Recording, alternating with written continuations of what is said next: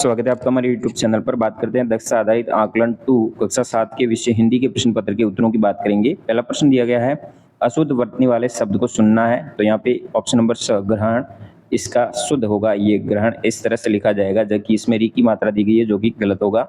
बाकी तीनों सही दिए गए हैं। अगला, किस शब्द का अर्थ काल नहीं है? इनमें से कौन सा ऐसा शब्द है जिसका काल अर्थ नहीं है? तो यहाँ पे काल है वो करण का अर्थ नहीं होगा, बाकी तीनों का काल होगा।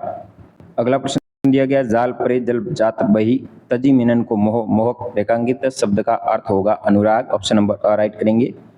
किस वाक्य में सही विराम चिन्ह का प्रयोग हुआ है? तो ये होगा ऑप्शन नंबर 2, आहा वेदना मिली विदाई। इसके अंदर आगे पे गद्यांश था जिसको पढ़ के 5 और 6 प्रश्नों का उत्तर देना था।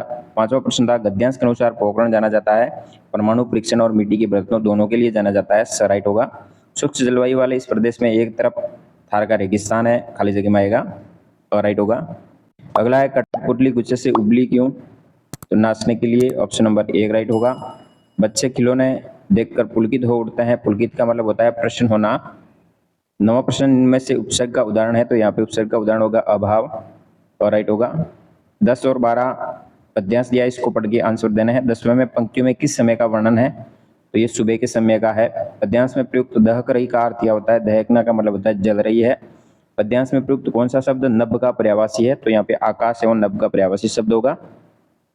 अगला है, आंख का तारा होना का सही प्रकट करने वाला वाक्य होगा, संदन अपनी माता को अत्यंत प्रिय है। आंख का तारा होने का मतलब अत्यंत प्रिय।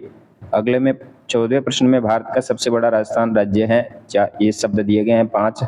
इन शब्दों को क्रम में सार्थक अर्थ का एक वाक्य बनाना है।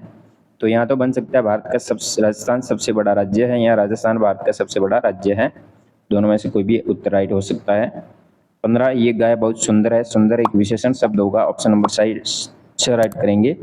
आगे एक विज्ञापन दिया गया है, घड़ी की दुनिया में क्रांति ज्योति घड़ी का एक विज्ञापन है।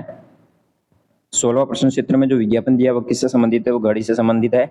इस विज्ञापन में प्रत्येक घड़ी पर छूट 10% दी गई एमआरपी पे, राइट होगा। 18वां प्रश्न में दिए गए विज्ञापन में छूट कितने समय के लिए है? तो ये सीमित समय के लिए है। स्वाधीनता हमारा जन्मसिद्ध अधिकार है। रेखांकित शब्द में मूल शब्द है अधीन। 20वां प्रश्न है, बरसात में मोर धीरे धीरे नाच रहा है। इसमें क्रिया विशेषण कौन सा होगा? तो धीरे धीरे वो क्रिया विशेषण होगा, राइट करेंगे। तो इस प्रकार आप अपने प्रश्नों के उत्तर जांच कर सकते हैं। उत्तरों में कोई किसी तरह की भिन्नता हो सकती है, ये हमारे अनुभव के आधार पर आपको साझा किए हैं। धन्यवाद। जय हिंद, वंदे मातरम।